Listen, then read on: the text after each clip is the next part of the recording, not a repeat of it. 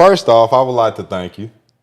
I would like to thank you for coming out here and to be able to open your mind as far as getting your word and the things that you have in your vernacular fortitude to be able to enlighten a lot of people out here. Even the conversation that we had before, just even at your house and your residence, whenever I was doing your renovation for your roof, man, you is a lot of things I've taken from you, and whether you know it or not. So just applying that to my life as a young man coming up in the ranks is I would like to show my appreciation and gratitude for your wise words and the things that you put into me that you probably don't even know. So I just want to say that first and foremost. Everyone, I would like to introduce a very special individual here. His name is, I'll call him Mr. Bill, the man, but he goes by Mr. Billy Kruger. We met by me doing his renovations on his home with your favorite roofer. I'm going to give the mic away to him to let you guys kind of know a little bit about his background. He's a very, very diverse individual living in how many different countries? Oh, geez. Let's just count continents. Yeah. It's a shorter list. 3 continents. 3 continents. Okay, so he's very versed. How many languages have you adapted? Well, I've worked in 4. Well, English, of course, but Chinese, Mandarin Chinese, German, and French. Uh-huh. And yeah, I got by in Italian. I don't really, 4.5. Mm-hmm. Yeah. You heard it there first, guys. So I'm going to let him tell you a little bit about his background and what he does and the things that he's been working on as well within his career and his walk in life as well. Mr. Bill? Well, thank you. I have to tell you, when you first showed up to talk to me about my roof, you were like, I don't know, candidate number 25 over the course of years. Yes, sir. And I was just completely struck by how differently you did everything. And I was very impressed. I didn't know anything except your logo on your shirt when you walked in. And I was just really fascinated to see where all that excellence was coming from and where was it being used, how was it being applied, and yes, sir. And like how much of the world knows what how differently you approach something, which is there a bigger commodity service out there than roofing? I mean, sir. And what really struck me is you were providing to me an experience. Absolutely. And I've watched this and tracked this, and I work on this and look at this for companies that I've been directly involved in and companies I'm asked to help with. Yes, sir.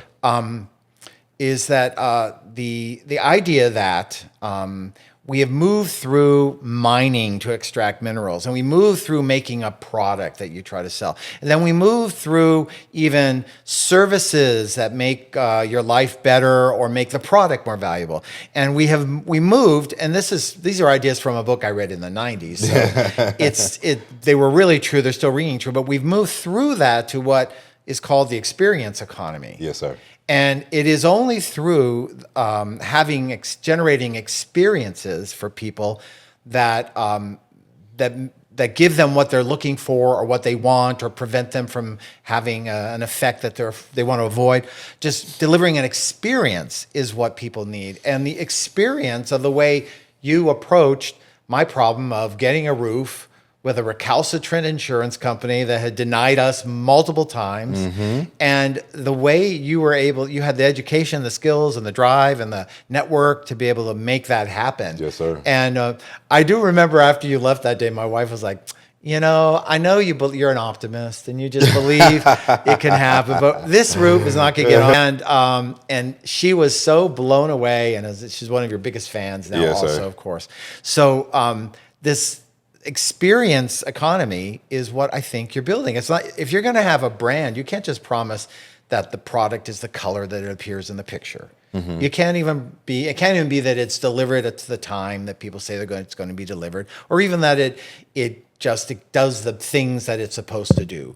You have to go much further. You have to go from the very first encounter all the way through after effect. Like we used to say, and you say sometimes, that you try to inculcate into your team that getting the roof done is not finishing the job. It's not. No, the job is creating a whole experience for a customer who then wants to run and tell their friends about their experience. About the experience. Right? So the putting the roof on is the task.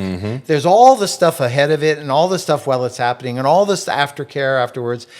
Which what you're not trying to sell roofs. Yes, sir. Right? You're trying to acquire, for lack of a better word, a fan base. Exactly. A follower base, a loyal base, and you're able to catch more business for them and continue to give them good experiences because you're not just doing roofs, you're doing general contracting. Yes, sir. And when you get to the point that, as you pointed out to me, many things you told me early on, I thought, wow, this guy really has figured out so much.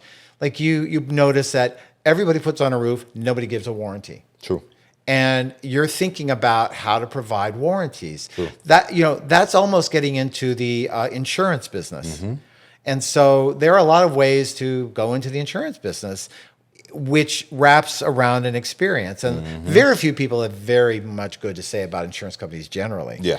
But if you need an insurance license to be able to provide warranties, so that you can offload the risk and access the insurance resale markets, Absolutely.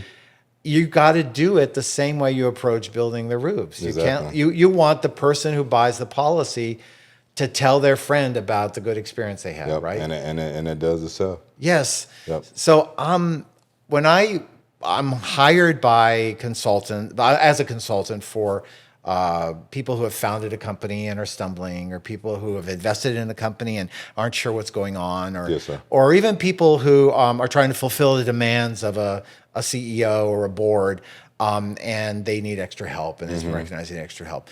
And when I go in and look at those things, I inevitably get to the point where you have to say, okay, if it were my business, it seems to me the promise that I should be making to people and the experience I should be delivering is one thing. But I can't assume that my client or the person paying me or the person who has the last say wants the same thing. Exactly. So I realize now that one of the first things I need to look at when somebody asks me for help is to they're not going to necessarily confide in me at the beginning, but to answer the question, why are you doing this? Why are you in this business? Why are you choosing to do this? And they're on two ends. One is to squeeze them out as much money as I can out of other people's pockets into my pocket. Okay, a lot of things in this world have been started with that intention and with that purpose.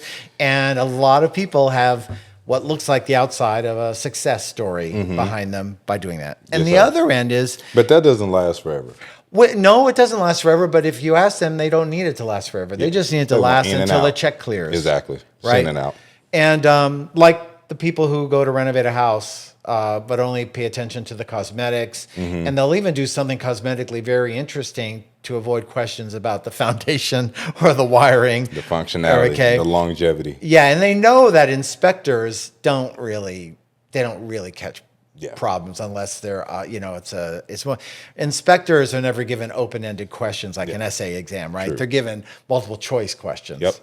Okay, so they can get away with that, but they don't plan to buy that house or sell that house to the same people ever. Now, some people who do a good job at it, they develop a whole cohort of investors. And every time they see a house that's worth flipping, they themselves don't want to do the work. They don't mind paying to have a house delivered to them. That's no problem. They can then run it as a rental property. Yes, sir. Right?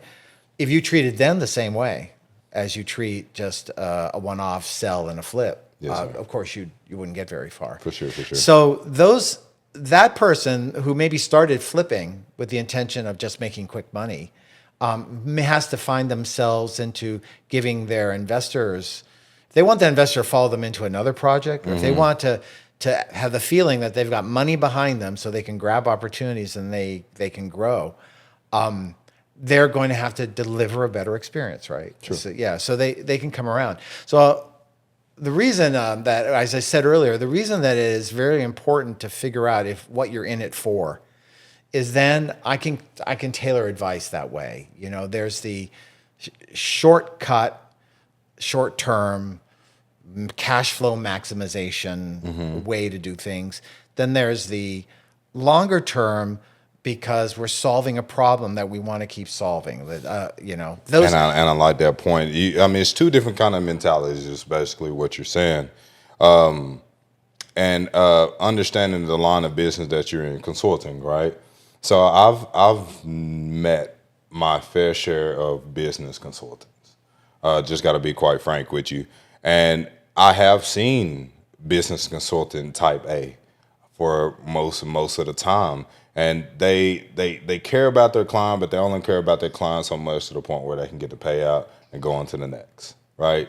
So when you're talking about the longevity of the business, what are the things? Of course, I've heard you have conversation, even on a recent experience, right, where I understood that your heart was truly invested into your client, because whenever things were rocky and things didn't work out with your client, you vented about it, right? Yeah. So I understand then at that point in that moment of me reading you, it's like, okay, well, this guy's not only investing into his business, but he's investing into his business's business.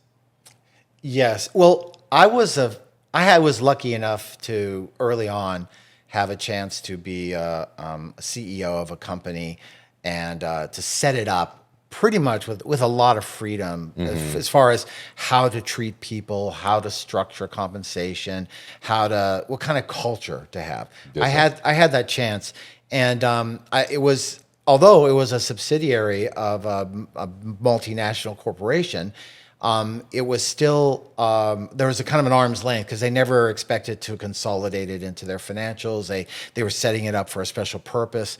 And the course of doing that gave me a chance to not do all the things that the jerky bosses I had had before had done, and not perpetuate behaviors in corporate life that I felt were diminish the people around in the organization instead of lifting them up. You know, that's a very rare, like, mindset to have these days, because a lot of us as humans, especially Americans, the thing that drives us is what I would feel is a lot of negativity and violence. So once somebody slaps you, you got to go get your lick back. But just from hearing that, and that's how I knew you were a pure spirit, just to go back on what I said earlier, is that, okay, you had a negative experience. So did I. But now we're creating environments where people don't feel what we went through and don't cheat them out of what they're deserving to have. Yeah. Right?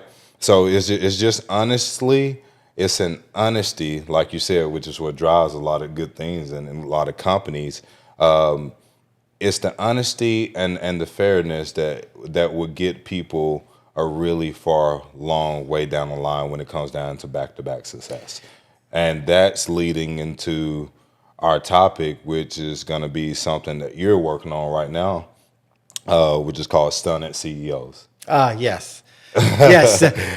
So Stunted CEOs, Mr. Bill. I mean, you ran it by me, and you kind of got my mind open to a lot of it. Because now me operating the business, and I don't really like to consider myself CEO because I don't do the whole title thing. But Stunted CEOs, what comes to your mind? What made you think of that title? It was the experience of being involved with a series of projects and companies over time, where there were all the elements seemed to be there for success. The markets were there, they were accessible, technology or product or people were all in place, opportunities were there to shine, but something never enabled the company to run through the line. And it became clear often that there was something in the psychology of the owner, founder, or the key decision maker that got in the way. And so it made me think about, what's this guy's background and story, or what's this woman's background and story that is something is broken in them, or something is bent, if not broken.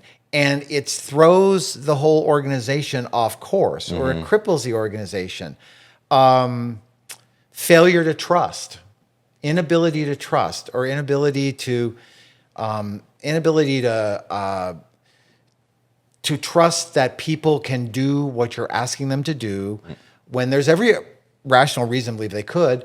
And you want to trust them because you don't want to worry about every detail, but you can't trust them because you maybe are projecting your own not being trustworthy. The insecurities are Yeah, starting yeah. to flow. So a lot of problems that I see come from projection of their own weaknesses. Their own insecurities. Yes, like I see that often, and oftentimes you can boil it down to one or two things, Yeah. two or three things.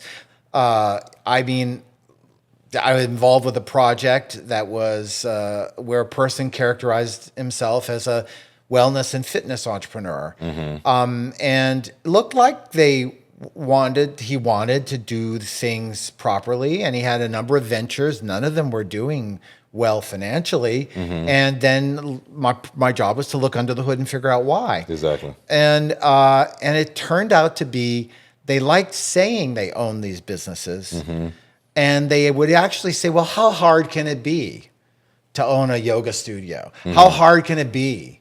You know, a med spas make money. They print money. How come this one isn't? Or why? You know." Well, I want people to come and see things they don't see anywhere else, and that's why they're going to come to my wellness spa. But you know what I think it is that also contributes to that, Mr. Bill, is a lot of people get business ideas, especially people that have a lump sum of money to invest in one, right? Or don't really know how to run a business, but they have the funding to be able to own one, right? So I feel like a lot of those people go into different businesses and see a great, very well upkept business that's very structured and ran properly. They go get the services from there, and they come out and they're like, I could do this. I can do that. Exactly. That's exactly what I saw. I saw, and so after several months of working in this, I realized, well, there are certain things you do. And one of the first things, if you're going to be involved with somebody, and actually this is like a roundabout answer to the question why I categorized these experiences under the topic stunted CEOs. I thought, investors, employees, whether you're young and you're wanting to put your heart into or your back into work, or whether you're being pitched a business idea, or whether you're you're being called in to solve problems for somebody, you need to be able to figure out pretty quickly what's their driving psychology. Exactly. Like, is there what's the motive?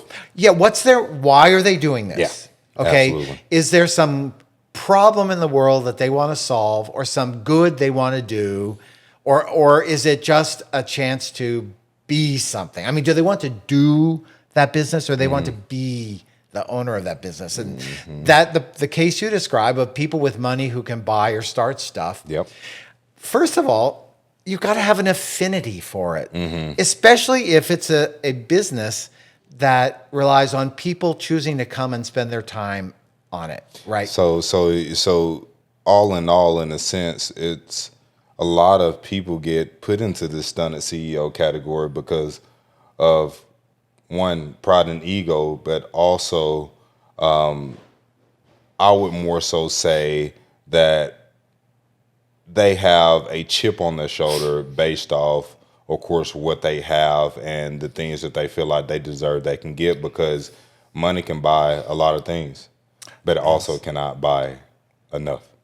No, you can't. You cannot buy a brand experience for someone else. For you cannot. So if you have a fitness person, I finally figured out this was a person.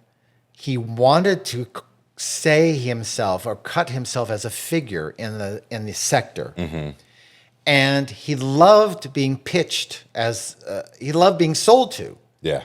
I mean, when you're going to buy $100,000 piece of equipment is not treated like a king by the seller, right? By the seller. He loved the experience. And so I picked this up because I noticed he had lots of equipment that was very expensive, that had a lot of promises about what it would do for you, that was not being used anywhere profitably in the business, and kept buying it.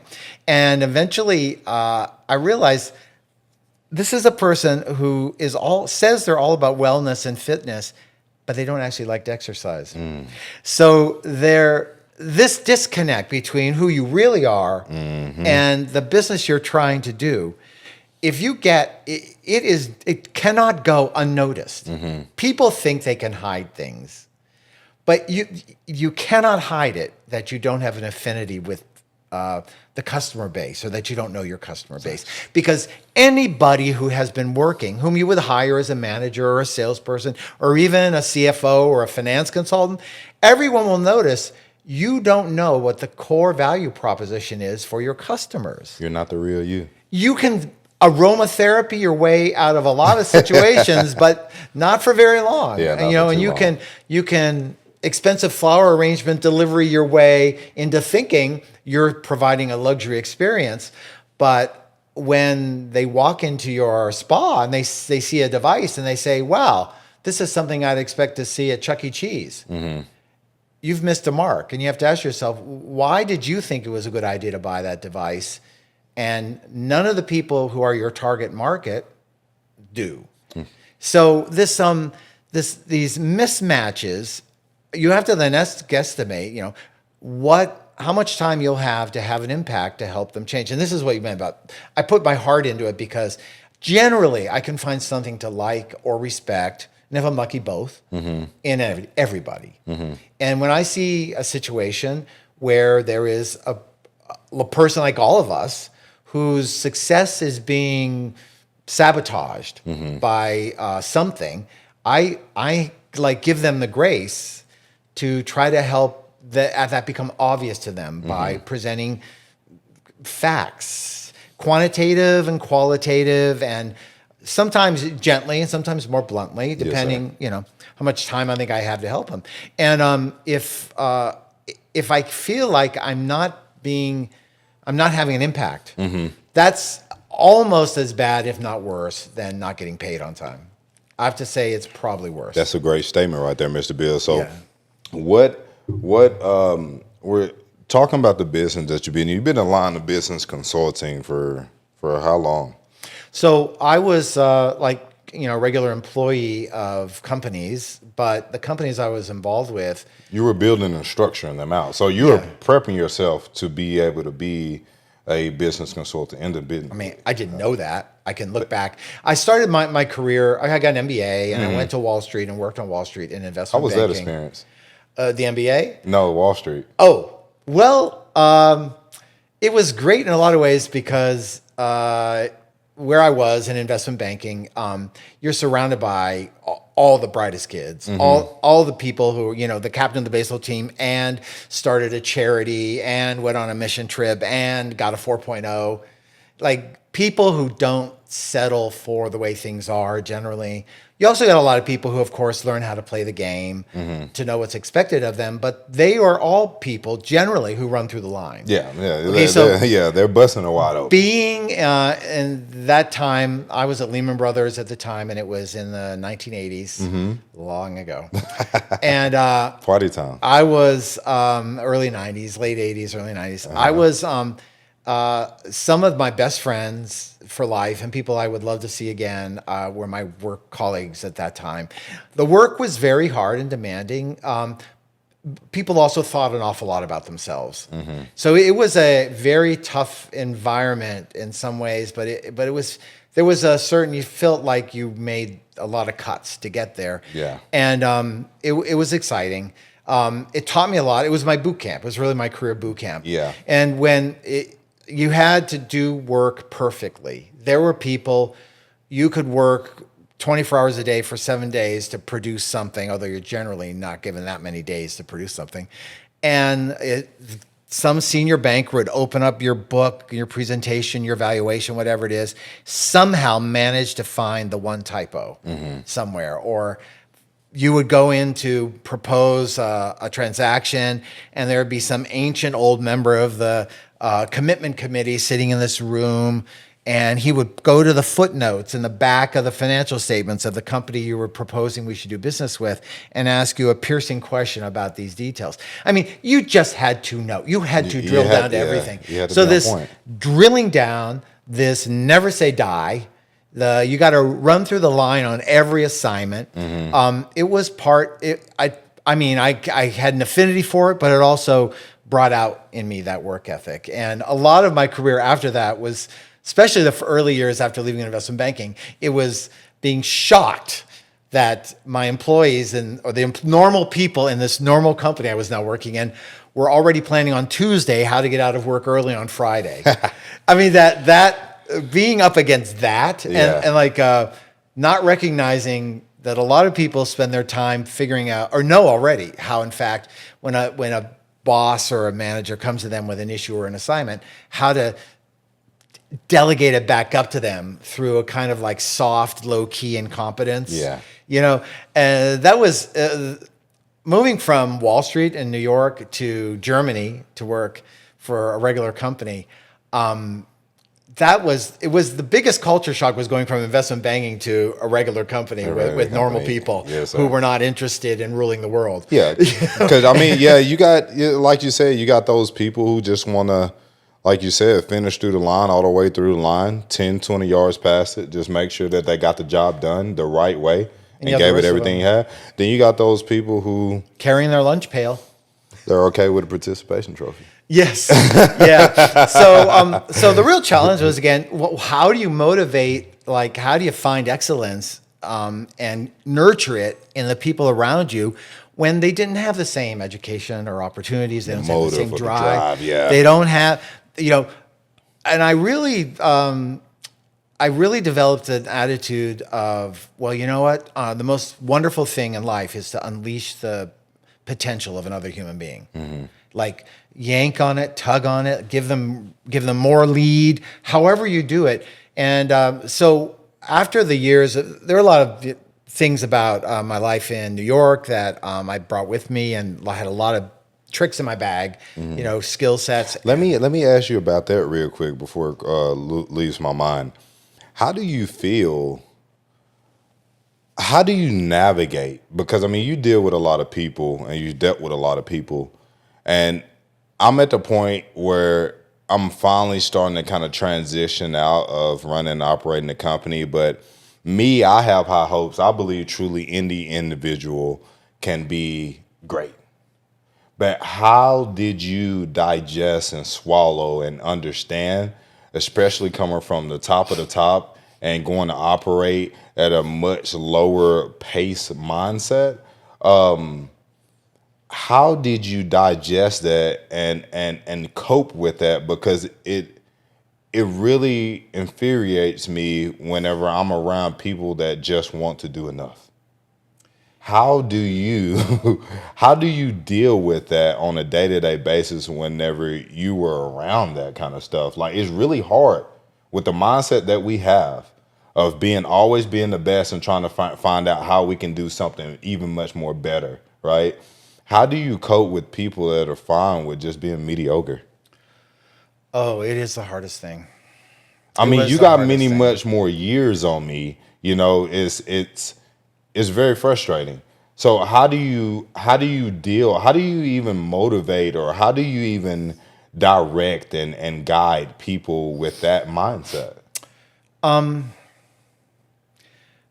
Well, I decided I would rather have my confidence and trust in people be betrayed every now and then than miss a diamond in the rough. So if you're going to give, I found that most people are capable of more and better work than they are used to delivering. And I find that if you entrust people with real, true kernels, parts, not all, obviously, of the problems that you're having and why you have it, or the problem that a customer or a client has and why they have it, and try to tease out their empathy for for that problem the person has or for the challenge that you have, and try to plant some of it in them so they own it. Mm-hmm. The more of a sense that people own the problem that they want to solve or own the goal that we want to get to, the more likely you'll get out of them. I learned that actually there are all kinds of forms of excellence that people are capable of. Sometimes it's just really excellent that they're loyal. Yeah.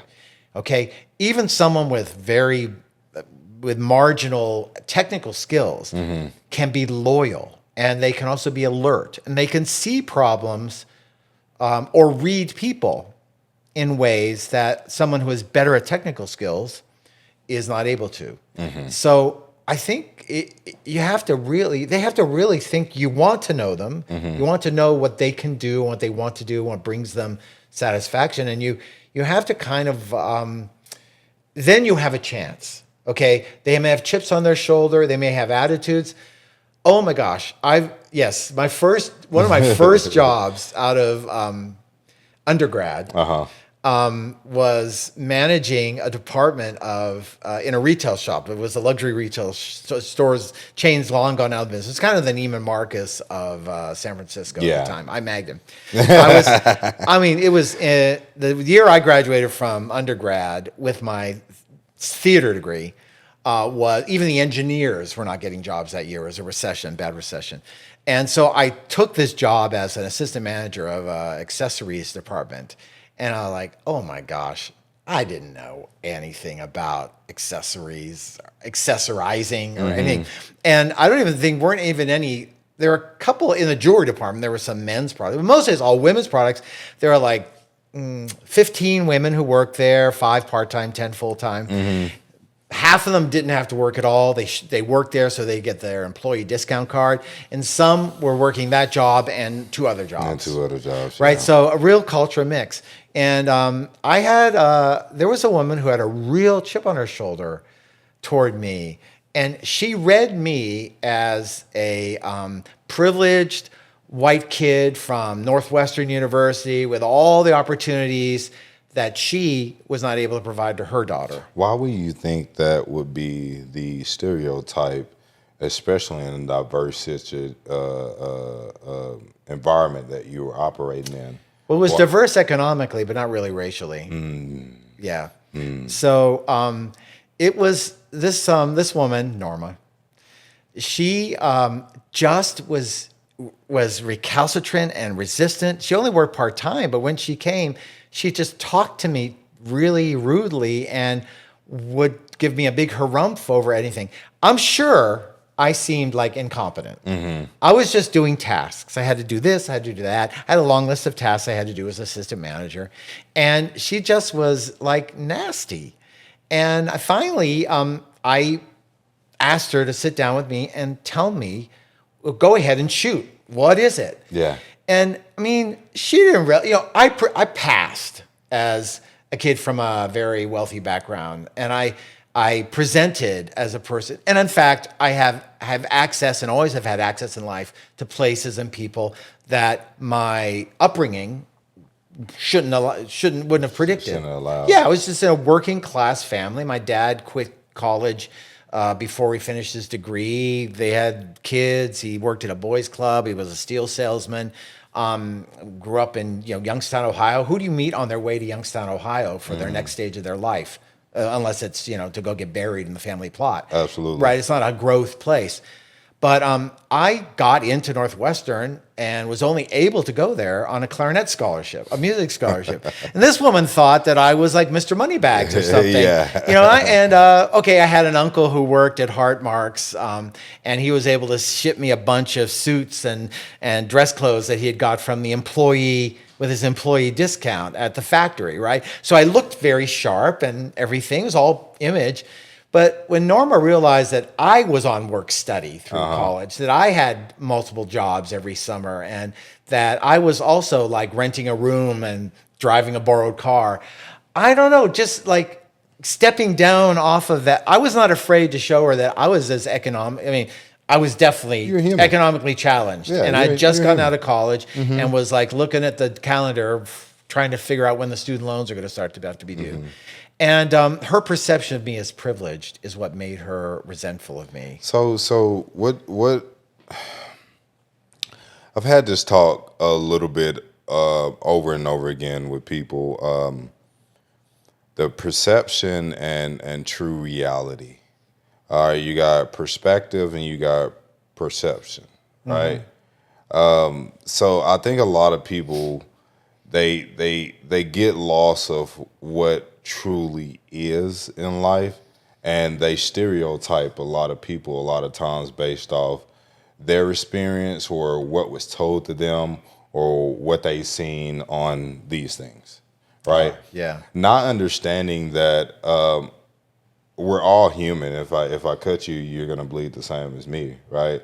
And a lot of people present themselves in ways of what they would like to be presented as, and not truly who they are. So you have a lot of mask on out here. Because I mean, even with me, like I think it's an earned thing of being able to come and see the real me. Like you're not gonna give someone the real you off the bat, right? But Right. you don't know them. You don't know their intention. You don't know why they're even trying to like even try to figure out who you truly are, right? Right. So when I bring up the topic of perception versus perspective, prospectively, I think a lot of people have a false mindset when it comes down to truly how life works, especially in 2025, right? I think social media is a main driver. I mean, we see a lot of things on social media, a lot of negativity, right? I feel like we're living in a negative perspective time. When people look back on history, they're going to look at negative conveniency time of the book. That's what I feel like we're living through right now. And perception, of course, is how you perceive some things. Those things can be altered too, right? So I truly believe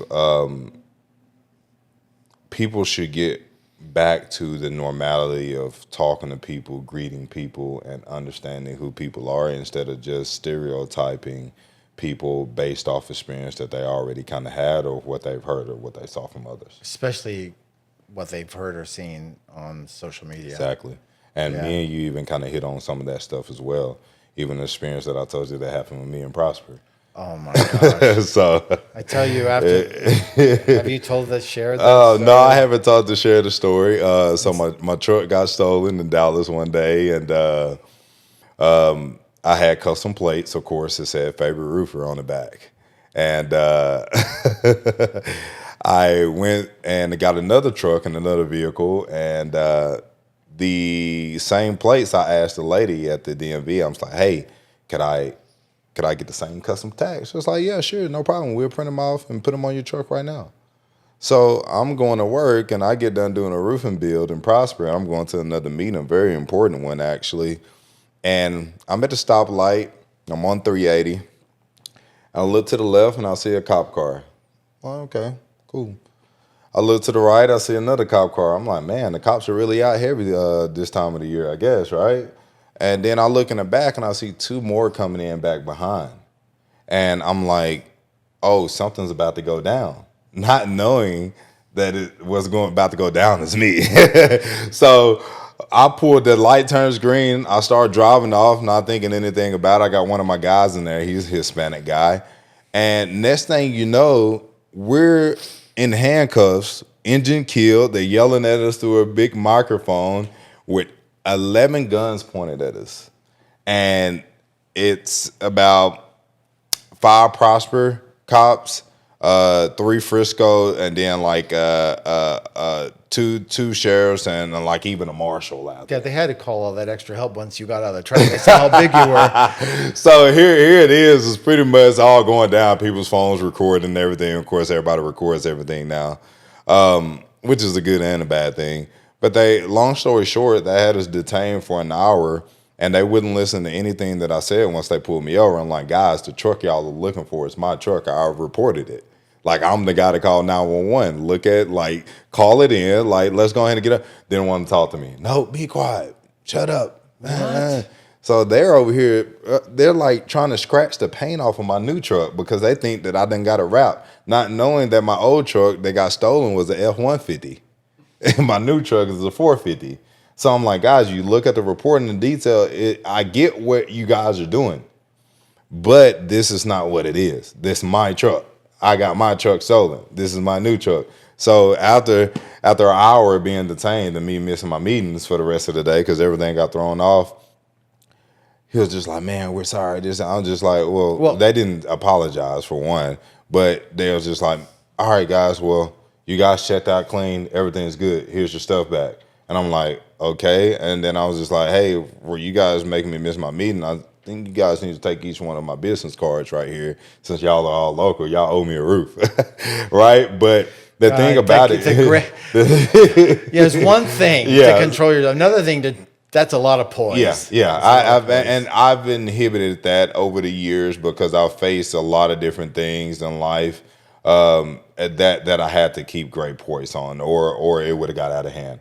So I understand the times that I live in, and definitely environment placing and what to say at the right times. So, but the other guy that was in the truck with me he was Hispanic. So imagine popping up with a stolen plate with a black guy and a Hispanic in the truck, right? So of course I already knew that situation. That's why I did keep my poise. But afterwards, I'm like, guys, you have to start learning how to hear people out. And that's what I don't think a lot of people do these days, because they already have that perception of what's going on.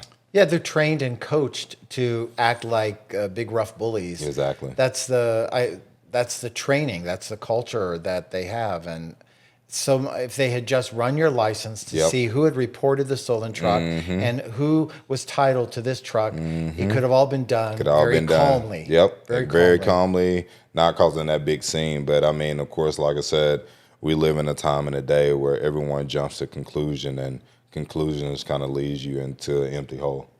But I like when it leads you to an empty hole, because in empty holes you have to do self-reevaluation. And that's whenever you have true growth, when you're in that hole by yourself. You think anybody of those guys who had their guns trained on you is going to think that they could have done things differently and gone not as close to a tragedy? I think the cop car that I was in, I think he'll have at least a little bit of percentage of having an open mind to things and having an open ear. But the rest of those guys, ex-military, you can't tell them crap. No, they're disappointed they didn't have a chance to make it into a news story. Yeah. So it's a different day and age. But back to your consulting business too. I just want to get 3 more points from you, and then we can wrap this up.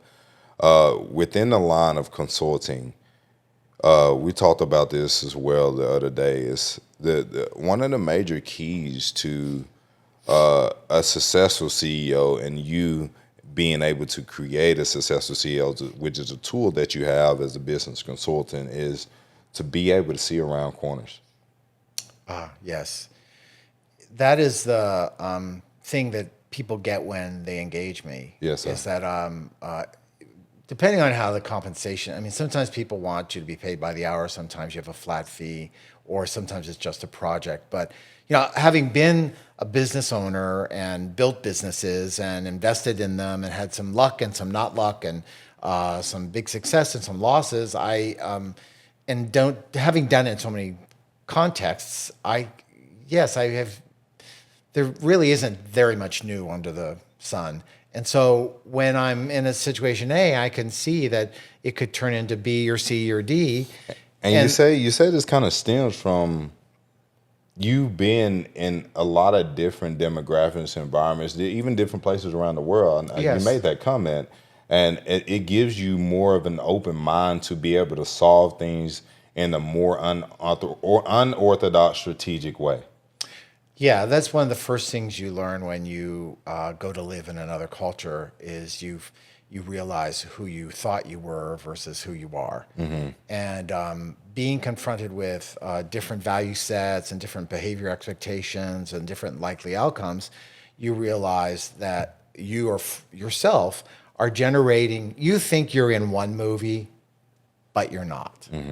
And figuring out what movie you're in is the most important thing you can do with regard to knowing if what you're deciding and hearing and seeing, whether you're processing all the information you should get, and whether you're wishing an outcome or you're actually working toward an outcome. Yeah, if you're working toward a goal. So if I would give somebody completely different advice and help them in a completely different way if they told me they want a business that will throw off enough cash to pay for their lifestyle and a little extra every now and then, or if they said, I want this business to grow in value so that it can operate without my direct personal involvement eventually, and be so able to operate on such a without me, to the extent that it could be sold to somebody else who feels like they could run it also. Absolutely. Two completely different ends of the spectrum. And we'd start working toward each goal differently. And so really what I am, most of the time I'm a coach. I mean, I see the facts and I tease out just some of the questions I ask, end up making people think. And if I'm not able to coach the person who's the people making decisions or people executing, if I can't coach them along the way, then no amount of analysis or number crunching is going to do any good. Yeah, because you have to, and like you got to coach the team you have, right? You can't. You don't get to that comes Go to make trades. Yeah, that's back to the question you asked. Like, how do you make do when you want to run at 1 RPM and everybody else is at another? Well, you have to split the difference, and you have to treat people respectfully where they are. Yeah, and find the thing that's value creating about them that can be applied in the company, in the project or in the processes that you're trying to fix. And sometimes it will get to where the consensus is they can see for themselves they're not a good fit, and maybe they should leave. But generally, it was by working in Europe that I really learned that Americans think of employees as like manufacturing inputs. Like they've got a certain number of employees, like you have 2x4s in the warehouse, and you use this one or you use that one, and if one is not doing well for you, you toss it and you put another one in there. In Europe, it's extremely hard. In most countries in Europe, it's extremely hard to fire people, and that's one reason they take an extremely long time hiring people. So the whole, especially in Germany where I worked,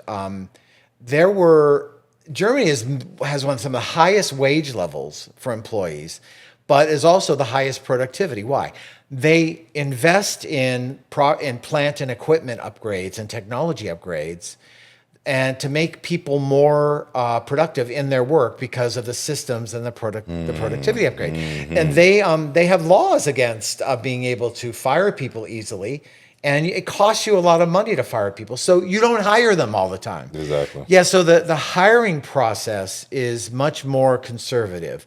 And there's just different ways to think about the relationship between people and work, between companies and work, and companies and the people and the communities they're in. And I really came away from my 6 years living and working in Germany among normal people, not like it wasn't all a bunch of McKinsey consultants or Lehman bankers. Among normal people, I came away with a different understanding about how you should treat people if you want them to want your company to succeed. Yep. Okay, it's inculcating the desire to make it a success. And we can talk some other time about all the ways that you can do either hype that up, you can fertilize that soil and make it really abundantly harvesting for you, or you can kill it.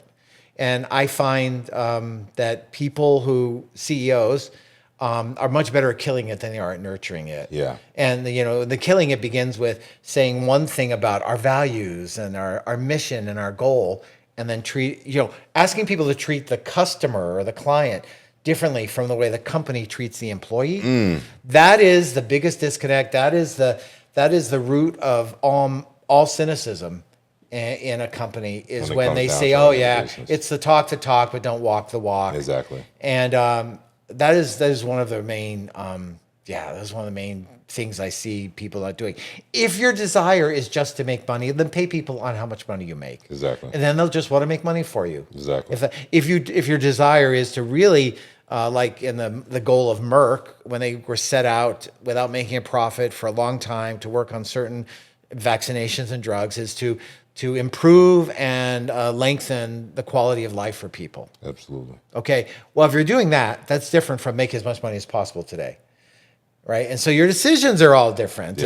Yeah. So helping people understand like what they want out of this project that's involving all these other people who come to work every day, and helping them get it.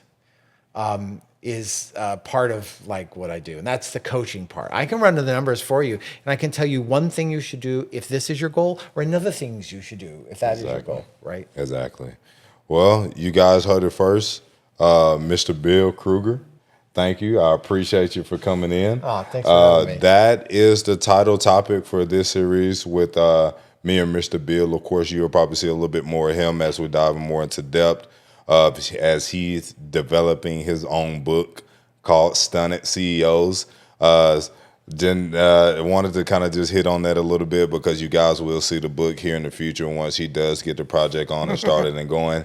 I'm very excited for you. You're manifesting it. I'm manifesting it for you. I think it's something that you should do. So, man, I think you have a lot of stuff in your head that you can give out to the world, and that can be a great service for a lot of people who are trying to truly figure out what they want, why they're doing what they want, and the reason why a lot of CEOs either get past and get beat in the race or fail, or why the ones that are doing the things the right way are killing and finishing through the line. I really appreciate you.